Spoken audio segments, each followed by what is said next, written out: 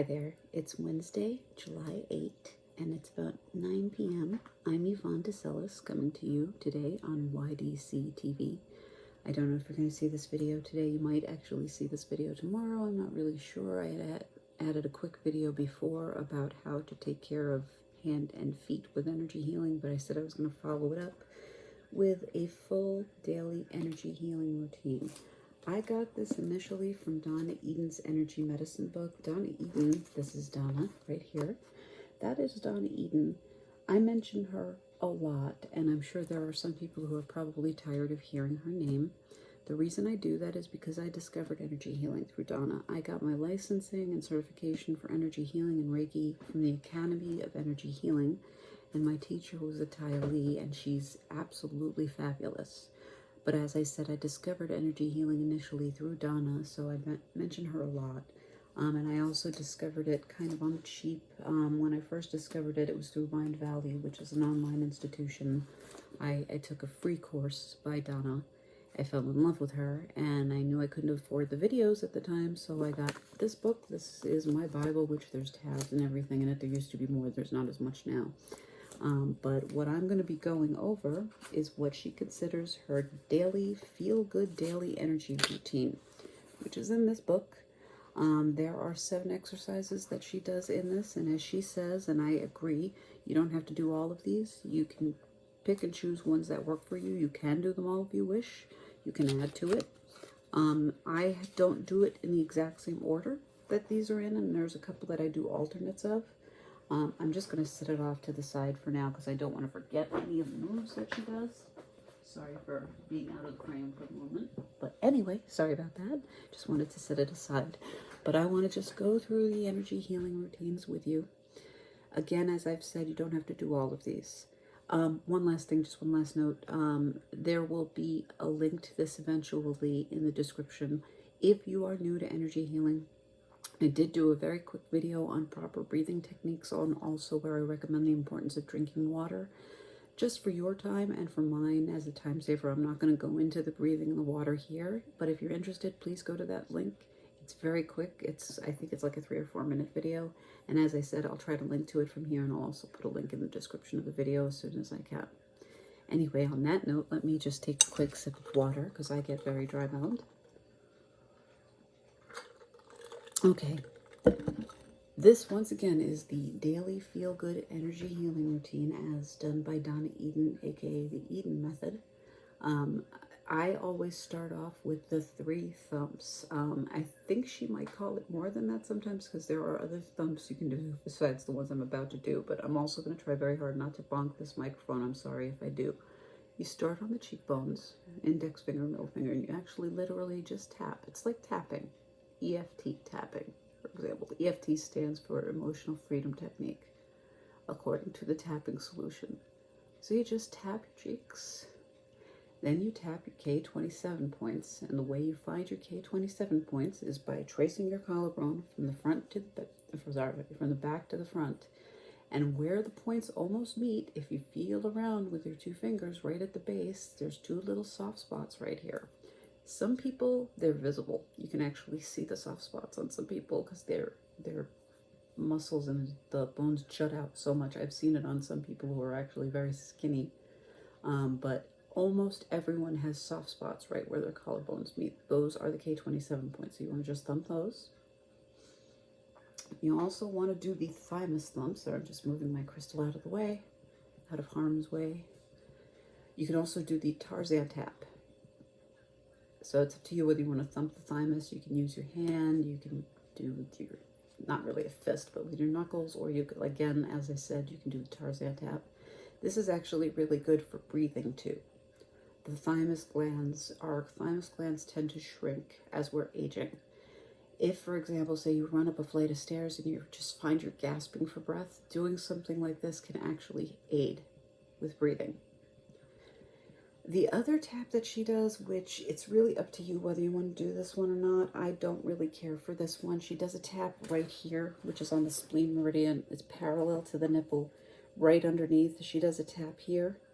I don't do that one so much because I'm afraid that I'm going to set off back pains if I do that. I showed someone that one and she accidentally gave herself back spasms, so I don't do that one. I just pretty much end it here. But that is up to you. So that's the first one. And again, I'm trying to do these in the same order or a similar order to what she does. She does something next that I do not do.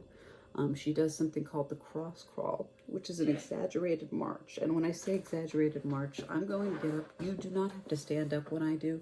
If I stand up, it's just for the sake of the video, but you're literally going from side to side, bringing knees up and hands down. As I said, I don't do that one. I don't really like that one. And also for friends of mine who can't do it, who are in a wheelchair, I like to show this alternate. It's just so much easier to do. It's as simple as just starting from one shoulder and dragging to the hip, going from the other shoulder and drag down to the hip. And I'm just standing so you can see. It's just for the purposes of the video. You're just basically crisscrossing your energies. You can also start on one hand, go up the arm, down across, and bring the hands together, up the other arm, down across to the other hip. You can do that as many times as you want. I do that again as an alternate to the cross crawl. The next one is the Wayne Cook posture, and I do an alternate on this one too. I don't do it standing, I do it seated. And I can't show you because I don't have the ability to do this, but what you want to do is just stand. I'm sorry, you can't really do this one standing. This is the alternate version. This is the seated version. You want to cross your legs, and if you cross your left leg over your right leg, you're going to put your right arm over your left arm. You're going to do two different crosses. So if the left leg is on top, then the right arm should be on top. So you cross both your legs and your arms. And then with the arms, you're going to, cross the arms, have whatever, it should be the opposite arm as to the leg. So if your left leg's on top, your right arm should be on top. And if your right leg's on top, vice versa. And basically, if you want to decide which one to do, just clasp your hands together without thinking about it and look down and see which thumb is on top. If your left thumb is on top, then your left leg should be on top, and vice versa. For me, my left hand ends up on top. It's probably because I'm left-handed, so I put my left leg on top of my right leg and my right arm on top of my left. And then I face my palms to each other, clasp fingers, bend elbows, and twist around and bring your clasped hands onto your heart chakra. And now we're going to just take a couple of breaths.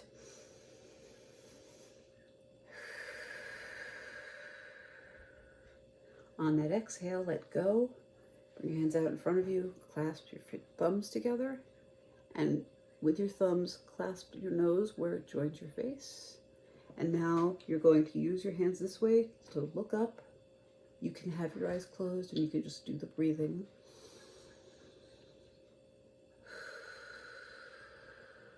One more breath. And then on the out breath, you're going to bring your fingers to the center of your forehead, push in, pull out to the temples, and just drag your fingers to your temples. You can rub your temples if you wish. And you can stop here if you wish, or you can just bring your hands down and put them over your heart chakra. And you can end the exercise here on the heart chakra. Let's just take one breath here on the heart chakra. Just keep your hands there. And that's it. Now that we've just finished the Wayne Cook posture, since technically it ends on this note where you're doing this, this is part of the crown pulse. So that is the next move we're going to do. So put your fingers on your forehead in the center, push in, and pull out. You're literally opening, just think of it as your opening centers.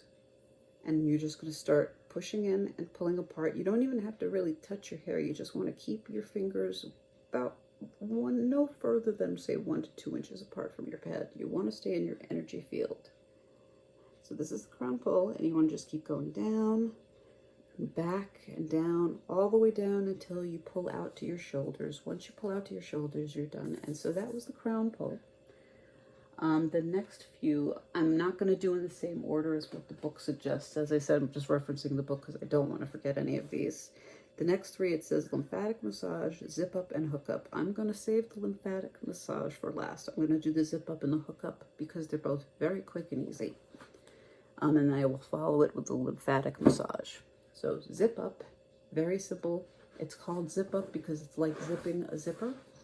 And again, you don't have to stand for this, but you start at your pubic bone, actually hands together this way at the pubic bone, and you just bring them up, up, up the neck, all the way to the lips, and then just go to the edges and make a locking motion. So it's like you're bringing the energy all the way up here, and then you're locking it in. That's the zip up. And the hook up is you put one finger on your navel, right on your belly button, and the other middle finger on your navel. And then the other middle finger goes right on your third eye, and on both, press in and just push up slightly and just hold it here for a moment. What you're doing here is hooking up your top and bottom energy. So your chakras, your bottom chakras and your upper chakras, you're basically using this to hook them up. And that's pretty much it. So now, last but certainly not least, is the lymphatic flush. The lymphatic flush is something I do every day. If I don't do any of the other ones, although I usually do the thumps, they're very quick, and I also do the zip up all the time. But another one that I do without fail, and I do recommend it, is the lymphatic flush. This helps rid your body of toxins, say, that build up while you're sleeping overnight. This is a very good way of flushing toxins out of your system. So you start at the K27 points. You start just by massaging. And just massage here for a few minutes, and then go out about an inch, and you'll find two other soft spots about an inch away. Those are, I believe, those are called governing points.